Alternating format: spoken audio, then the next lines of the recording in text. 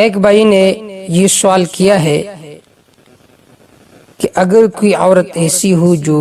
بوڑھی ہو چکی ہے، 60 سال اس کی عمر ہے، اور جس گھر میں اس عورت کی شوہر فوت ہو گئی ہے وہاں پر وہ عدت نہیں گزار سکتی ہے، وجہ یہ ہے کہ فتنے کا بھی خوف ہے، دوسرا یہ ہے کہ باہر سے جو کھانے پینے کا انتظام ہے وہ کرنے والا بھی کوئی نہیں ہے، تو اس صورت میں وہ ایسی گھر میں عدت گزار سکتی ہے جہاں پر لوگ اس کا خیال رکھ کے فتنے کا بھی خوف نہ ہو۔ الجواب، ہونا تو یہ چاہیے کہ جس گھر میں شوہر فوت ہو جائے، چاہے عورت 60 سال کی ہو یا 70 سال کی ہو یا 80 سال کی ہو، وہ اسی گھر میں عدت گزارے گی۔ البتہ اگر عورت ایسی ہو کہ وہاں پر اس کو کوئی انتظام کرنے والا نہ ہو اس کے کھانے پینے کا، اسی طرح فتنے کا خوف ہو، خطرہ ہو، اس گھر میں رہ کر اس گھر میں عدت گزار کر، تو اس صورت میں اس عورت کے لیے دوسرے گھر میں عدت گزارنا جائز ہے کہ جس گھر میں کھانے پینے کے انتظام بھی صحیح طریقے سے ہو رہا ہو اور فتنے کا خوف بھی نہ ہو، تو پھر وہ اس دوسرے گھر میں عدت گزار سکتی ہے۔ واللہ تعالی اعلم بالصواب۔ ایک بھائی نے یہ سوال کیا ہے کہ سورۃ یاسین میں اللہ رب العزت کا ارشاد ہے الیوم نختم علی افواہہم، کہ آج کے دن ہم مہر لگائیں گے ان کے منہ پر، کہ یہ زبان بند ہوں گے، یہ بات نہیں کر سکے گی۔ الیوم نختم علی افواہہم وتکلمنا ایدیہم وتشہد ارجلہم، وتکلمنا ہمارے ساتھ باتیں کرے گی، ایدیہم ان کے ہاتھ، وارجلہم اور ان کے پاؤں۔ تو اس کا سوال یہ ہے کہ دیکھیں یہاں پر زبان کے بارے میں آیا الیوم نختم علی افواہہم، کہ زبان پر مہر لگائیں گے، یہ تو ٹھیک ہے، لیکن وتکلمنا ایدیہم، ہاتھ باتیں کرے گی، وتشہد ارجلہم اور گواہی دے گی ان کے پاؤں۔ تو رجل کے ساتھ شہادت کا لفظ ذکر کیا اور ہاتھوں کے ساتھ کلام کا تذکرہ کیا کہ ہاتھ بات کرے گی اور ان کے جو پاؤں ہے وہ گواہی دے گی، تو ان دونوں کے آپس میں مناسبت کیا ہے؟ تو اس سوال کا جواب یہ ہے کہ دیکھیے یہاں پر قرآن مجید میں اللہ رب العزت نے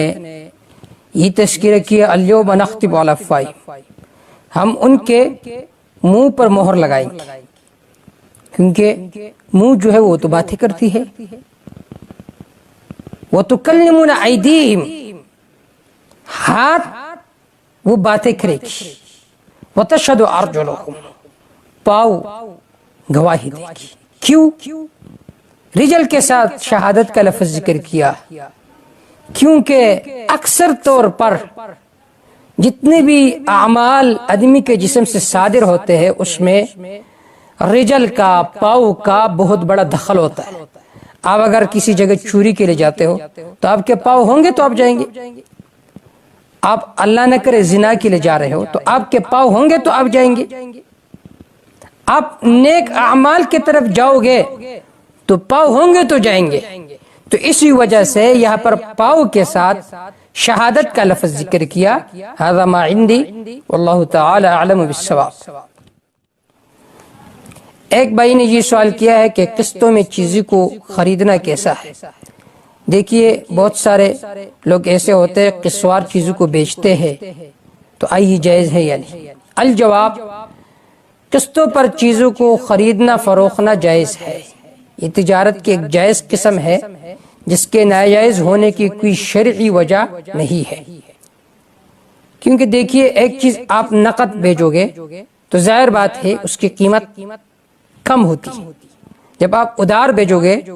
تو اس کی قیمت پھر زیادہ ہوتی ہے، اور اجل یہ بھی ایک مستقل چیز ہے، اس کی وجہ سے قیمت میں کمی اور اضافہ آتا ہے، لہٰذا یہ قسطوار چیزوں کا خریدنا فروخت کرنا یہ جائز ہے۔ البتہ بعض لوگ ایسے ہوتے ہیں کہ جو آدمی خریدار ہوتا ہے اس سے کہتا ہے اگر آپ نے قسط فلاں تاریخ تک ادا نہیں کی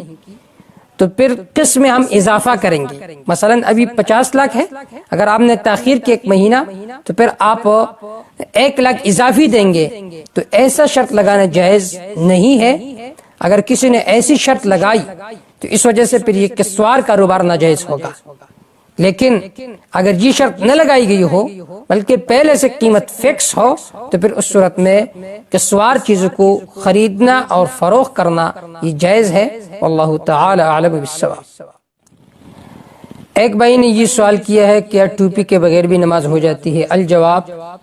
ٹوپی نماز کے آداب میں سے ہے۔ آپ صلی اللہ علیہ وسلم کا عام معمول یہ تھا کہ آپ صلی اللہ علیہ وسلم پگڑی باندھتے تھے، اور ظاہر بات ہے کہ پگڑی جو آپ صلی اللہ علیہ وسلم باندھتے تھے وہ ٹوپی پر ہی باندھتے تھے، تو آپ صلی اللہ علیہ وسلم کا مستقل معمول تھا پگڑی باندھنا۔ تو نماز کے آداب میں سے یہ ہے کہ آپ ٹوپی پہنے، لیکن اگر کسی آدمی نے ٹوپی نہیں پہنی تو نماز تو ہو جائے گی، لیکن ایسا کرنا خلاف ادب ہے، واللہ تعالی اعلم بالصواب۔ ایک بھائی نے یہ سوال کیا ہے کہ ہم ایک سرکاری ادارے میں ہیں، وہاں پر ہم شرٹ پہنتے ہیں، اس پر کبوتر کی تصویر ہے، آئے اس کے ہوتے ہوئے نماز ہو جاتی ہے؟ الجواب، اگر آپ کے کپڑے پر جاندار کی تصویر ہو تو ایسی حالت میں نماز پڑھنا مکروہ ہے، پھر بھی اگر کسی نے نماز ادا کی تو نماز ہو جائے گی۔ لیکن اگر کہیں سرکاری ادارے میں یہ لازم ہو کہ نماز بھی آپ نے اس میں پڑھنا ہے اور کوئی کپڑا بھی نہ ہو تو اس صورت میں چونکہ عذر ہے لہذا اس بنا پر اس میں نماز پڑھنا جائز ہے، واللہ تعالی اعلم بالصواب۔ ایک بھائی نے یہ سوال کیا ہے کہ آج کل رجب کا مہینہ ہے، بہت سارے لوگ ایسے ہوتے ہیں جو 7 روزے رکھتے ہیں، بعض 27 پر روزہ رکھتے ہیں، آیا یہ روزہ رکھنا جائز ہے؟ پھر بہت سارے لوگ یہ کہتے ہیں کہ جس نے 7 روزے رکھ لیے رجب کے مہینہ میں تو جہنم کے 7 دروازے اس پر بند ہو جائیں گے، آئی یہ روایت صحیح ہے؟ الجواب، رجب اور شعبان سے متعلق صحیح روایت یہ ہے کہ آپ صلی اللہ علیہ وسلم بکثرت اس میں روزے رکھتے تھے، لیکن خاص کر 7 روزے رکھنا یا 1 روزہ رکھنا ایسی کوئی عادت منقول نہیں ہے۔ اور آپ صلی اللہ علیہ وسلم سے یہ بھی ثابت ہے کہ آپ صلی اللہ علیہ وسلم دعا فرماتے تھے، اللہم بارک لنا فی رجب و شعبان وبلغنا رمضان، یا اللہ تعالی ہمیں رجب اور شعبان میں برکتیں نصیب فرما اور ہمیں رمضان تک پہنچا دے۔ لیکن اس کے علاوہ جو چیزیں ہیں، خاص کر 27 پر روزہ رکھنا یا 7 روزے رکھنا یا شعبان کے 15 تاریخ کو روزہ رکھنا، یہ چیزیں من گڑت ہے، بے اصل ہے، بے بنیاد ہے، لہذا اس کے التزام و اہتمام نہیں کرنا چاہیے، بلکہ اس کے التزام اور اہتمام کرنا یہ گناہ ہے، واللہ تعالی اعلم بالصواب۔ ایک بھائی نے یہ سوال کیا ہے کہ موبائل جیب میں ہو، آیا ایسی حالت میں نماز پڑھنا جائز ہے؟ الجواب، اگر موبائل میں فحش قسم کے تصاویر ہو، ویڈیوز ہو کہ جس کو ایک مسلمان آدمی دیکھنا گوارا نہیں کرتا تو ایسے حالت میں نماز پڑھنا اور اس کو جیب میں رکھنا ناجائز ہے، مکروہ ہے۔ البتہ اگر موبائل میں علماء کے تصاویر ہے یا علماء کی ویڈیوز ہے، بیانات اصلاحی اور موبائل آف ہو تو آپ ایسی حالت میں بھی نماز پڑھ سکتے ہیں بغیر کسی کراہت کے، واللہ تعالی اعلم بالصواب۔